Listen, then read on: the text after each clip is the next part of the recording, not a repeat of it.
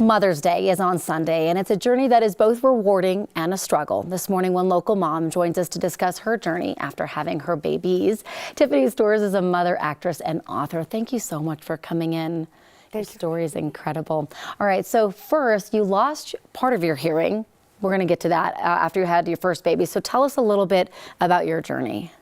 Yes, so first off, May is Better Hearing Month, so it is important to me that I'm advocating for hearing loss awareness and deaf awareness at large and inclusivity. But yes, I lost my hearing overnight after the birth of my first child. It was single-sided deafness at first, and then my son came 18 months later, and it became bilateral hearing loss, so completely deaf.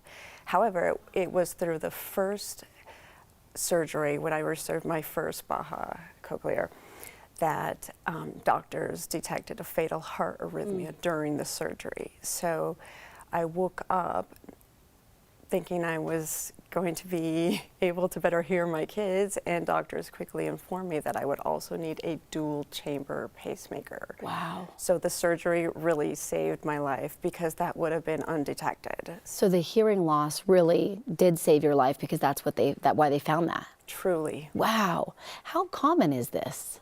It's not. I have zero history of hearing loss in my family, and some studies are linked to fertility loss, hearing loss.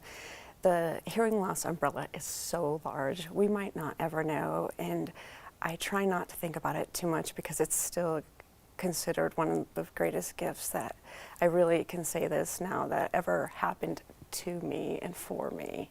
What an incredible journey, because obviously bringing new life into this world is just an incredible thing. But, you know, the struggle was real, what you went through. I mean, so many big changes right after you have babies. And so you put all of that pen to paper and you're coming out with a book right now. Absolutely. It's called Adaptability. So many people had pushed me and said, Tiffany, I've never heard a story quite like that. Can you? And I just thought I was surviving, and people really encouraged me to take what I had learned and share it with other people. So it talks about how I overcame these struggles, and I turned the word struggle into wild card. And my best strategy to anyone dealing with struggles is look at your wild card straight in the face and make friends with it. You immediately disarm the wild card, and you don't ask how you're going to do it. You just start doing. You do. You replace why with do.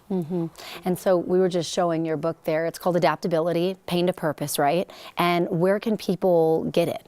Yes, it'll be available on Amazon by the end of the month for ebook and paperback format, and I'm so excited to share my survival story with someone else.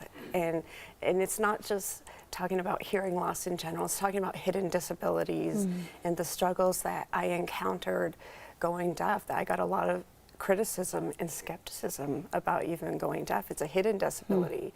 So not only was I struggling to hear, but a lot of people didn't believe me, and it really opened my eyes. How many other people out there are struggling with hidden disabilities that just because we don't see doesn't mean doesn't exist? I mean, there's a 3-page list that I found just writing my book of hidden disabilities. So it's really to call greater awareness to hidden disabilities at large because they are very real. Well, you are just incredible, because I'm sure this makes you, so vulnerable, opening up and courageous to put out a book. And so I'm glad that you came on and you're telling people about it. Of course, May is a very important month, in addition, right before Mother's Day. So thank you so much for coming on. Thank you for having me. Appreciate it.